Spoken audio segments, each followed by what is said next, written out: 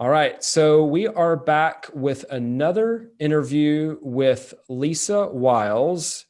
Lisa and I have a funny story. We won't go into it here, but she was helping me with a loan for our house back in 2014. That's how I first got to know her. I knew her by reputation before then. Now one of my friends is on Lisa's team. And he told me something Lisa probably wouldn't tell about herself, which is she's one of the most successful loan officers in the East Tennessee area. Lisa, thank you so much for being here. Would you share a little bit about who you are, the type of work you do, and then we can talk more about sales? Yeah, no, thank you for even reaching out. And I do believe that, and when we first talked about doing this, I said it kind of takes a lot of people to make me who I am and make me successful. So I can't say I got here by myself.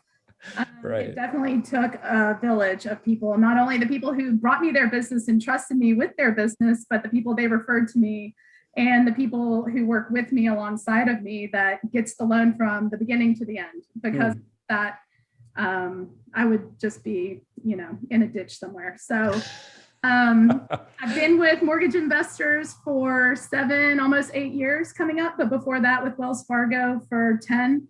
And I just really found my home here because they allow me to run my business as a business instead of giving me directives. They allow me to be creative and come up with systems for efficiencies, and they listen to ideas, and we're constantly improving our process.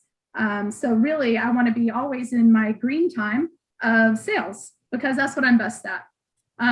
Moving papers from the left to the right, not necessarily something that I jive with or have a passion for, but those are necessary things to be able to conquer and execute on to what you do and to understand the sales side. Last year, I think somehow ended up at number 44 in the state. Oh, congrats. But I would say part of that was I knew which deals that I could do and do well. And then the ones that I felt were better placed with other people on my team, I gave them that business. So I had an amazing amount of volume that almost crushed me because of COVID and having to work from home and having children and all that kind of stuff. I mean, the hands of my children were under my door to the office, just begging to come in. Hey, Mom, you in there still? Pounding on the door. They were trying to kill themselves jumping off the deck.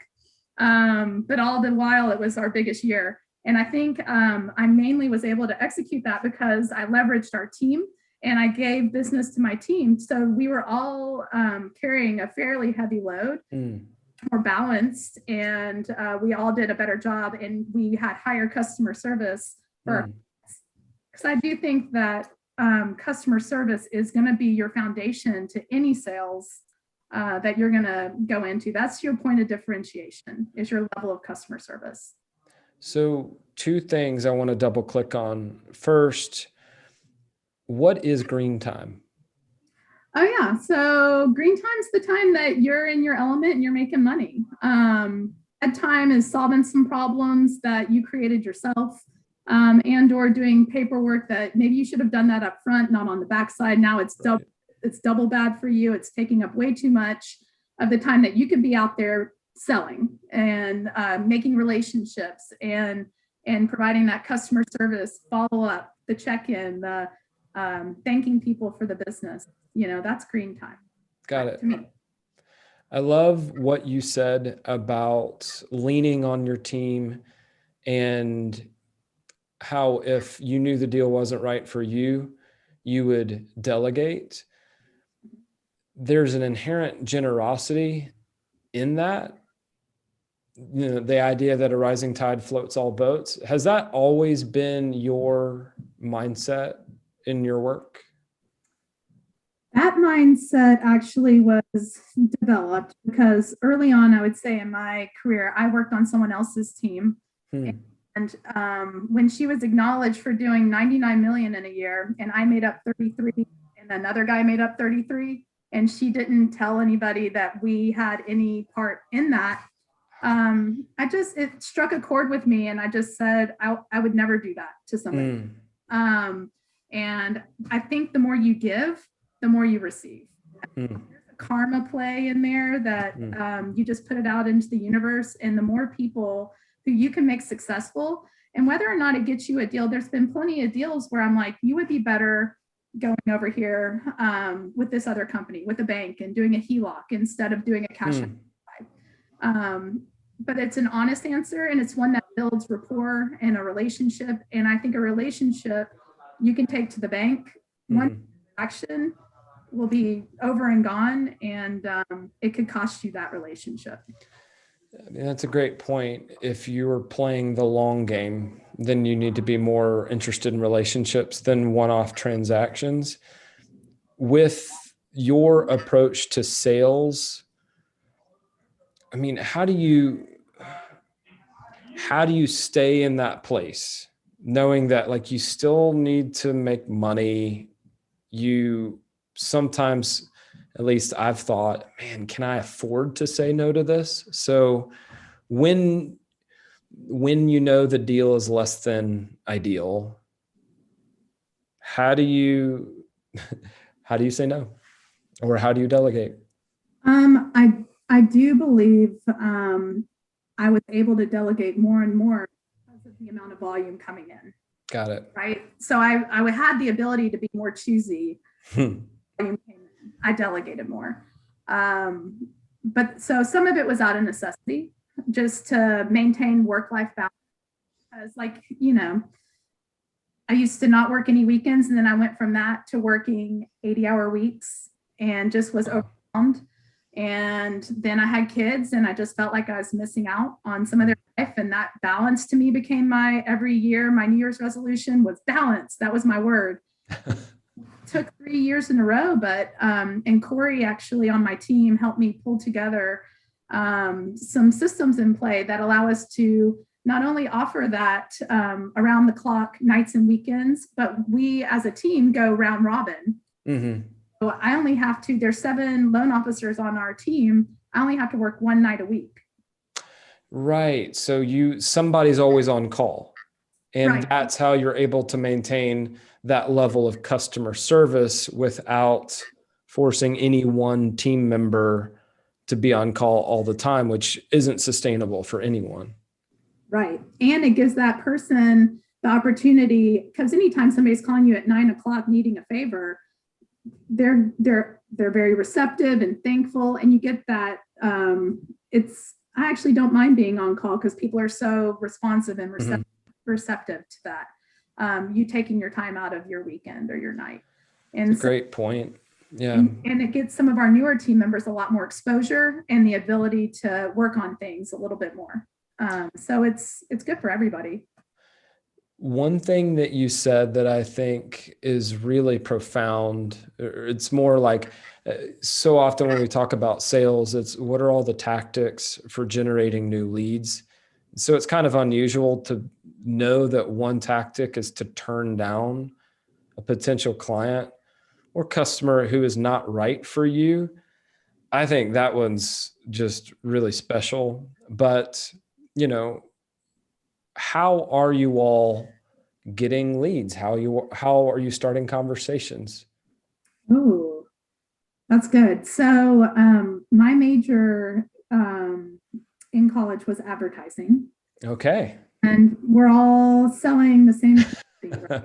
So everybody here has the same commodity. So how do you differentiate yourself in the market when you're selling the same thing as, 400 other people in the same area? And so I believe that the way that we get business as a team is very different than any other branch. And it's that we leverage our team and our sales force as basically, we've set up systems in play where everything's transparent. So if you called in and it was let's say Corey's client, I could answer any question on that file. It's complete transparency with the way we've set things up. So there's always going to be consistency. We have the same systems. We have the same templates. When you call our team, you get the same experience with me or anybody else that you're working with on the team. We have the systems in play. But in doing that, we also market as a group. And so you'll see just our social media, we've started ramping up. We have lead generation tools, but a lot of that is probably the capture rate for us is going to be a little bit higher because we go at things as educational. We're not trying to sell a product. We're trying to educate the customer to make a good. So we're spending, we had our phones routed to the main branch for 2 weeks while we were receptionists. And they pulled the call logs and they said, your team spends an average of 30 minutes on the phone, average, with almost every call. And they go, how do you guys do that? How do you spend that much time? And it's because if you can address people's concerns and educate them up front, and somebody calls in and says, what is your rate? You don't say 3% and get off the phone. You find out, what are you looking to do? What are your goals? What is it that maybe you could actually do it this way? Have you ever thought about setting it up this way? And totally different ideas that nobody took the time to understand why they even called in to get a rate.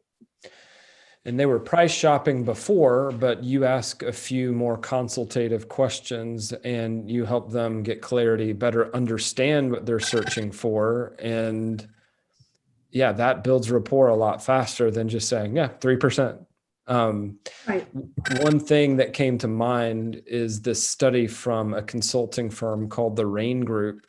And what they did is they just interviewed a whole bunch of people, and I forget how many billions of dollars, but the buyers. They interviewed all these buyers, and I think it was mostly consultants. And okay, so why did you choose to buy from the consultant that you ultimately said yes to?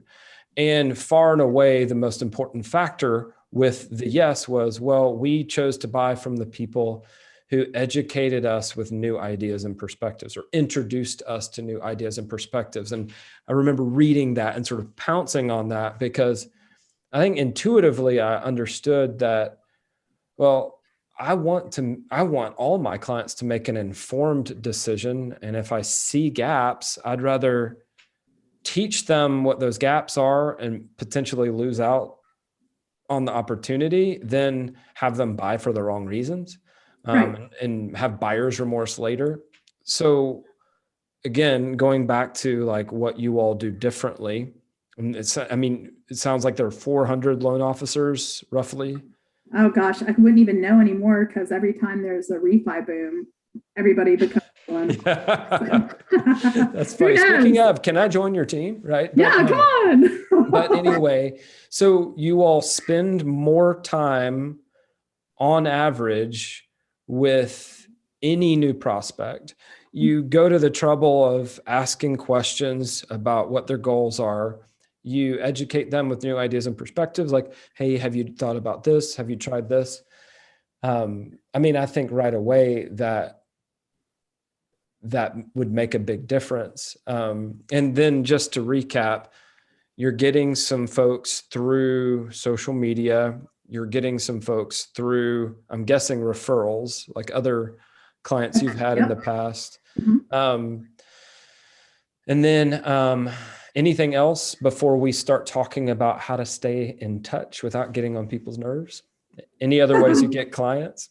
I think that at this point, I'm pretty much referral only. And I think a lot of that, it does go back to spending that additional time and educating people and developing that rapport and checking in on people consistently. Just even though somebody's closed, we're still calling them a week later and saying, how are you?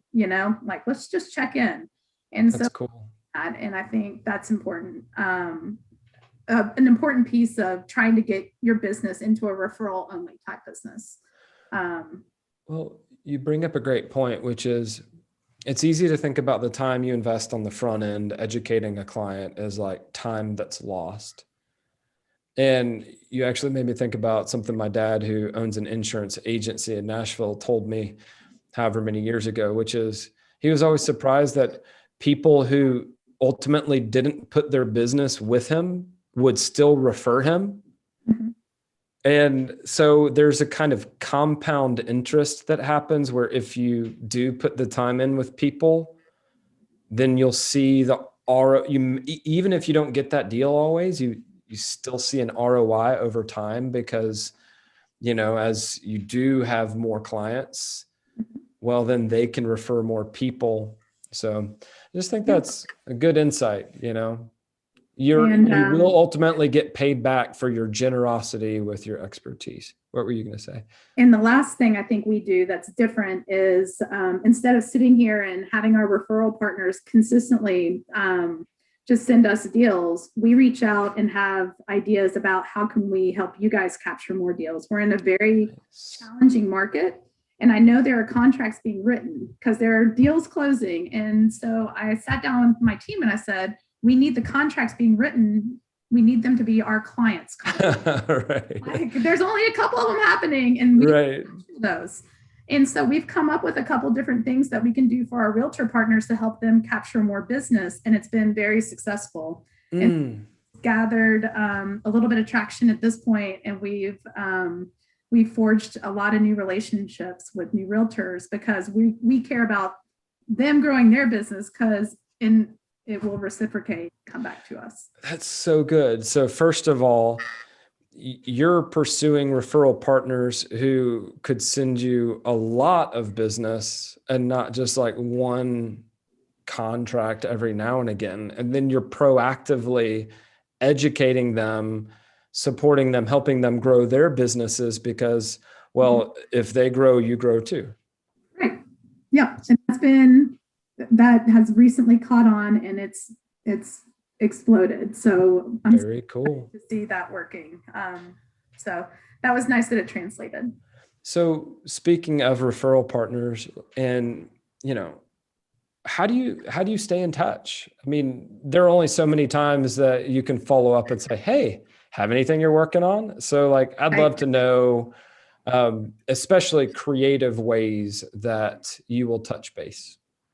So I think what my approach has always been is I don't cold call and I don't go in and ask people for business.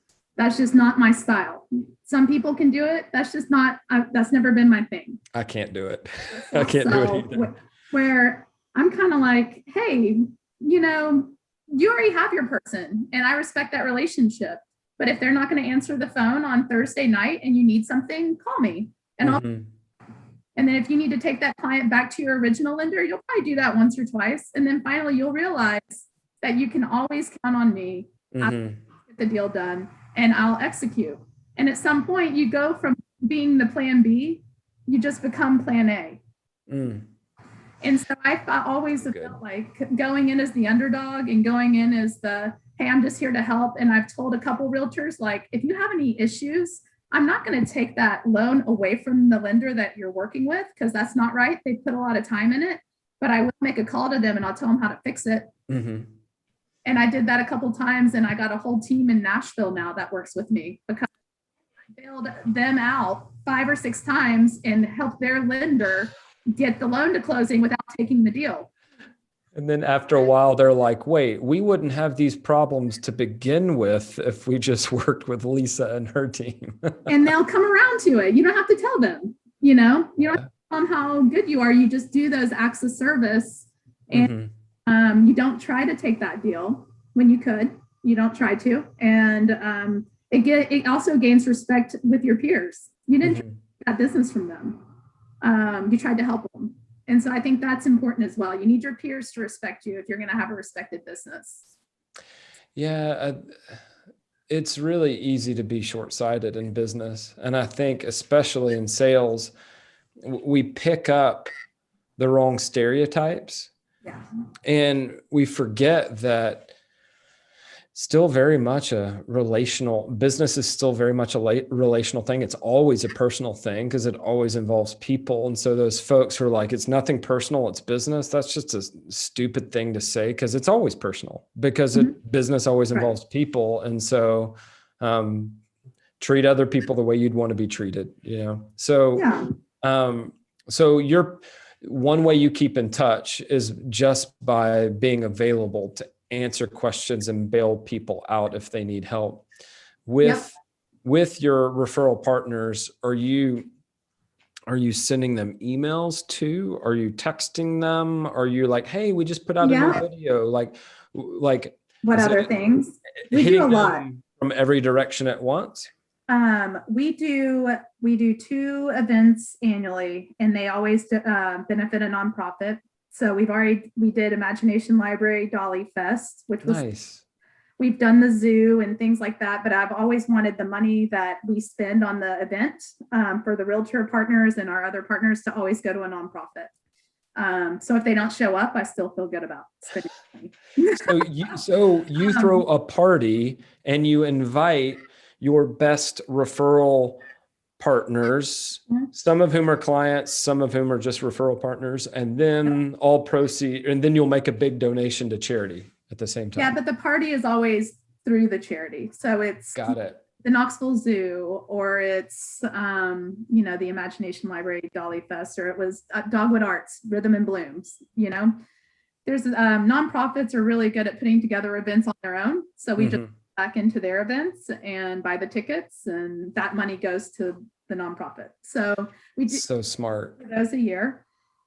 We also do $50 per closed loan to charities. We do a local charity that's small, and we've identified as a group which ones, and we've reached out to our realtors and said, do you have a local charity that's close to your heart that we can also support? And those checks are going out monthly at like $4,500 to $7,000. Wow. Which is huge for a small local charity. And so that gains traction with our realtor partners, puts their name in a positive light alongside of ours, and also empowers that nonprofit in a way that nobody else can really touch, because we're, again, leveraging our team. We all pull the money together. We have $50 per closed loan. And instead of just a check for $2,000 on my own, it's a check for $7,000, which is huge.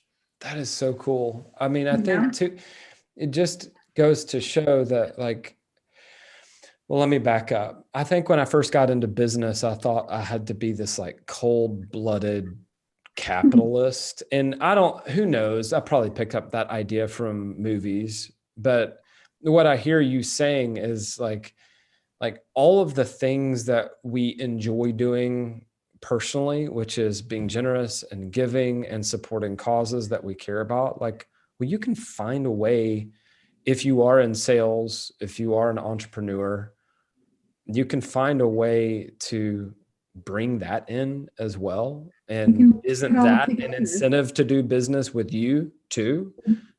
So cool. Point of differentiation. And it's also, you would be amazed at how many nonprofits have the ability to get you in the news, or that's great. Talk to all the other people out there about how much they really appreciated our donation. I mean, it makes a big difference for that, and that's just a byproduct of being able to help them out.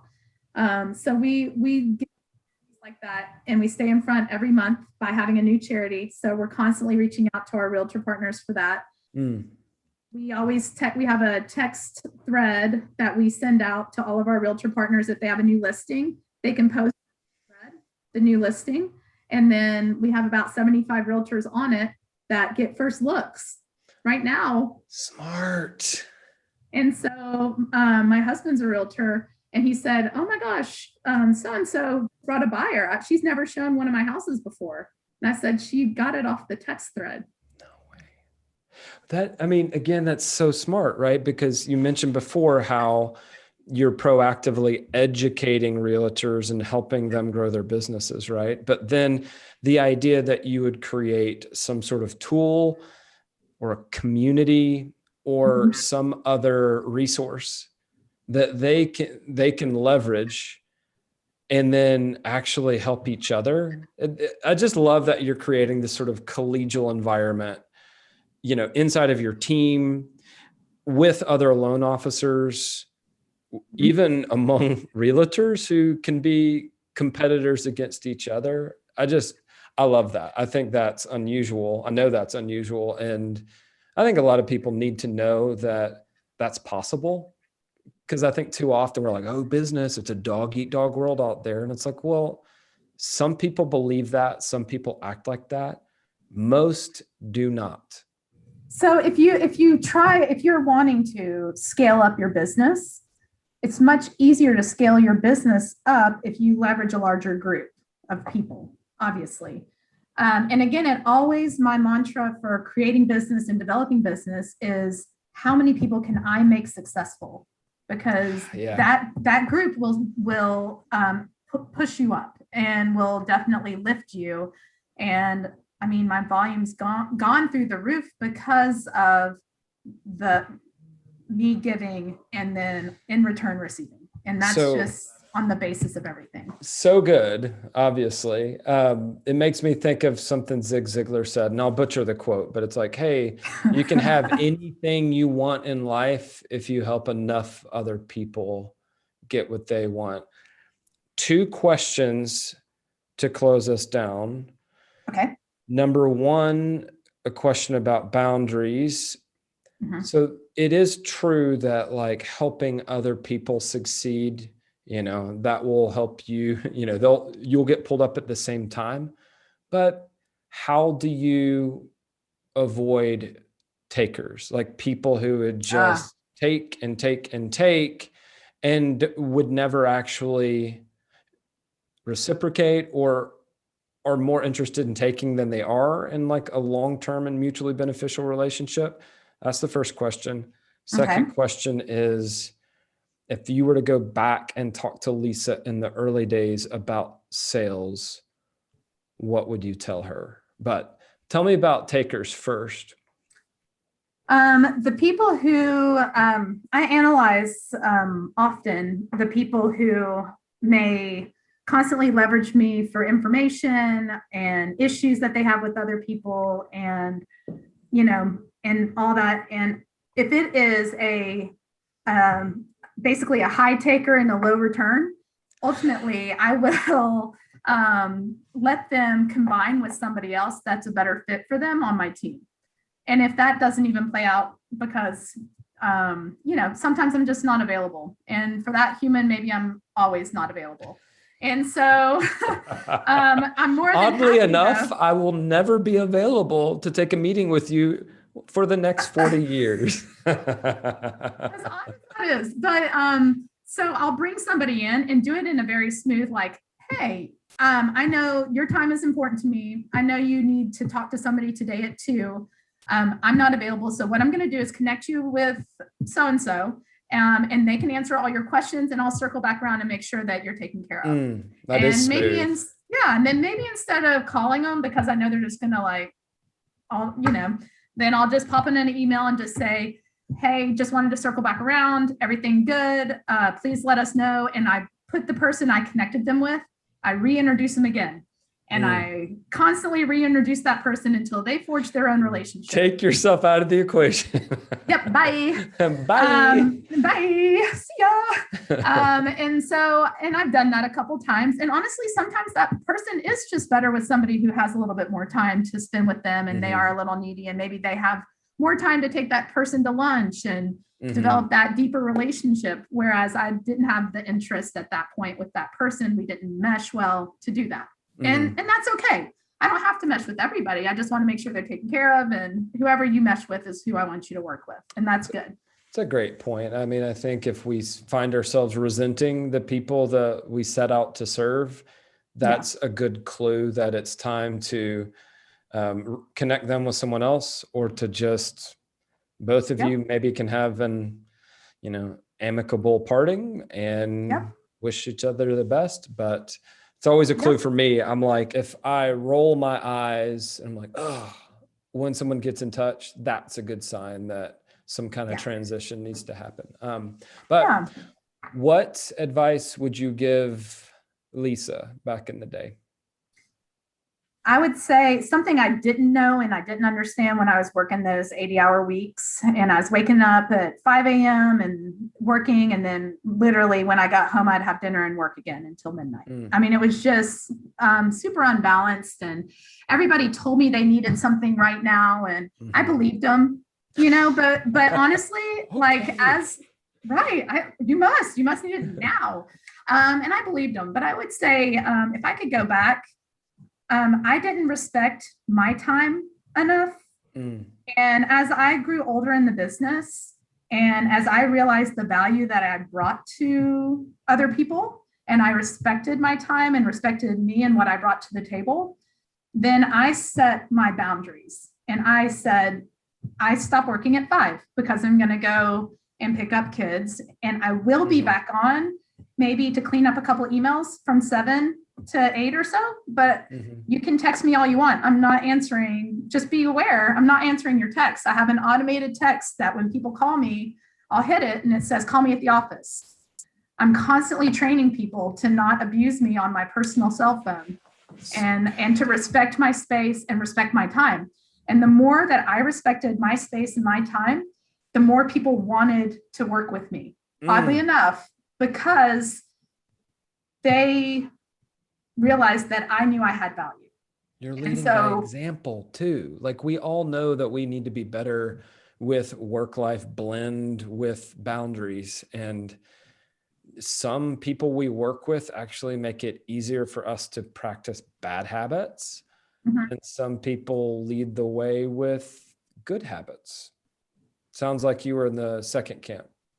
Yeah, and what they just need to understand is I will take care of this. We will address your problem. I do have an on-call. If you need it tonight, do the on-call service. I will talk to you tomorrow. It will be after 9 o'clock. And if you can't deal with those expectations that I laid out very clearly up front, then we cannot work together. And that is okay.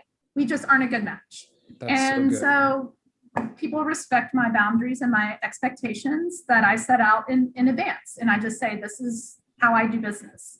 This is how it's going to go. And it's how it's going to go. So there's no one upset. I already told you this is how I do business. And I always get it done. So again, such a good way of showing up. Set clear expectations. This is what it's going to be like to work with me and my team. Here's how it's going to go. That way you've got that anchor. So later on, if things happen as they do, and even in like the home buying process, or probably even the refinance process, anxiety enters the picture and people's hair is on fire and they need your attention right now. You're like, hey, let's go back to this sort of pre-engagement contract about expectations. And then one other thing you said about training your clients to be good clients for you. I don't think that gets enough airplay. Yep. Because I think that if you don't know what you want out of a relationship, you're never going to get it. And the more you can. Mic drop. That's so good. If you don't know what you want, you're not going to get it. So you really need to sit down and decide, what is important to you? What do I want out of this? And what are my personal parameters and what will make me happy in this business? And then again, like when I am starting to work with a new relationship or a new business, I just let them know this is how I do business. Like I created a contact that I send out to realtors, and it's very defined. It says, this is my personal cell phone that you can use. This is the number that you can send to your clients. This is the number for after hours. And it's all like, you can change it. It doesn't have to be cell, mobile, personal work. You can actually redefine your contact. And so I was very clear on, you are the only one who can call me on this number. And it better be important. Yeah, it better be important. Well, I mean, define what you want out of the relationship. Define how you want other people to work with you. And considering that a lot of people don't know exactly what they want, if you're clear about what you want, they may often give it to you. I've even had clients that they would ask for things, and for me to give those things to them wasn't even in their best interest. Like it would actually make things worse for them. Right. And so I can actually design a client experience in such a way where they don't, because they don't know any better, ask for things that they don't need or things that wouldn't serve them anyway. And everyone's happier. But yeah, Lisa, absolutely. Thank you so much. This was a really fun conversation. You've given me some new ideas, and Oh, good. I can't say that I'm surprised that you broke the top 50 in the state of Tennessee. I'm not surprised. Woo! Steady moment, right? But anyway, thank you again. And thanks for bringing me in. Oh, anytime. Let's do it again. Absolutely. Have a lovely day. All right. Talk to you soon. See Bye. ya.